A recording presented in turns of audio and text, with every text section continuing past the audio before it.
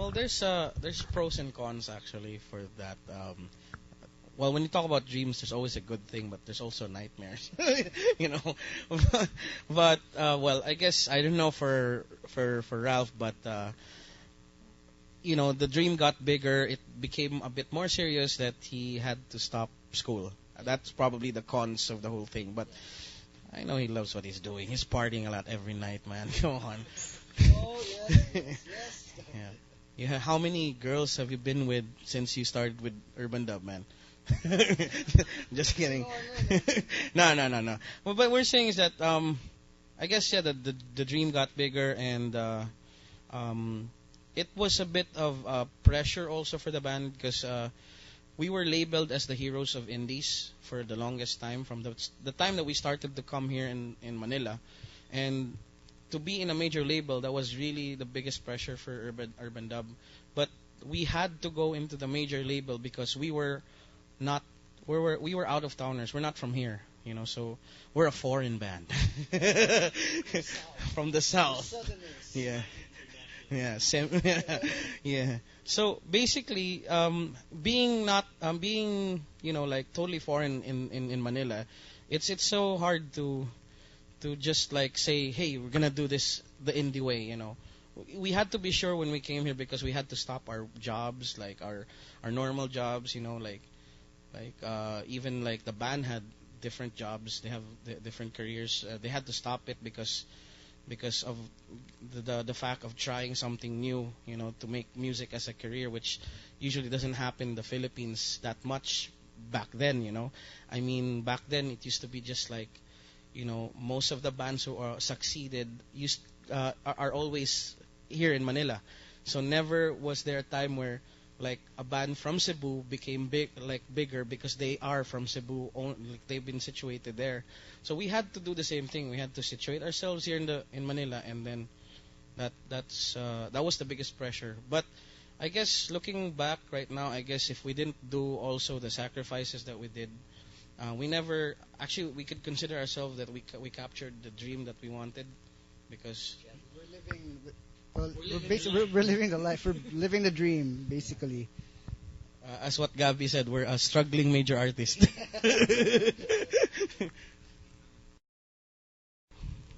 Well, there's a lot of sacrifices. I guess it's not me. Like I've I've seen a lot of bands nowadays who's really really having a hard time in the industry. But I guess it the mere fact that Urbandub when we came out. I remember we were, I guess we were coined also was we were the only one who sounded like that. So it was really hard for us to fit in.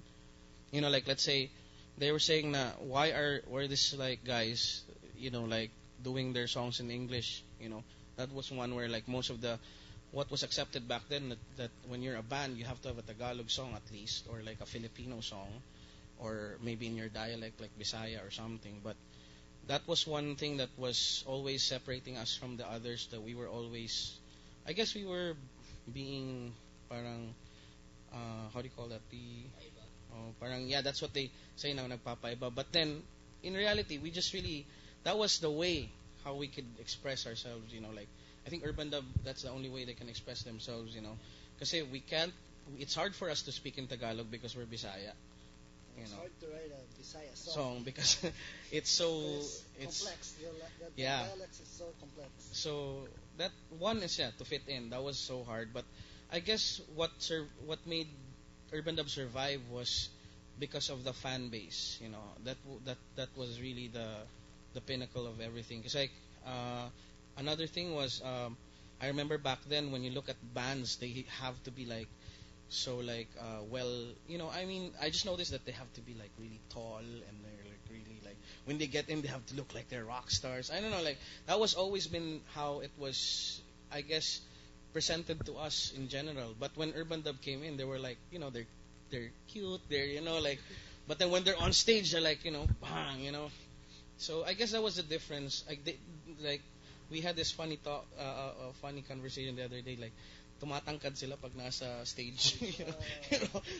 So, but I guess it's more of the power of the song. and I guess I think even if we didn't manage the band, I think the band already had something to offer. You know, I guess the best thing that happened between the management and them is that we're on the same page. Is another we felt that in some musicians, but there are I guess we felt that in bigger musicians. We can't really say that they parang sadya siyang ginawa na ganun na. But I guess maybe the major bands, like never saw it in a way na here's a band from Cebu who's gonna come here and like influence a lot of people and influence a lot of I mean it might sound for me na medyo mayabang yung dating ko pag sabi ko nun, but for me I think I'm just confident that I remember the time that when Urbandub was here, a lot of people and a lot of bands, younger and even established ones, got to influence them also by any means in music. I think Influence would be my most favorite among the five, since it had the most captivating moments in my life when the album was out, and it was a really good album. Okay. Yeah. I know I can't really promote the new album, but okay. There's two things that I can't really say that I have a favorite album because every album had a story in my life with the band. So probably with the band they can say that there's like a major album that they like because as a musician they would probably like this album.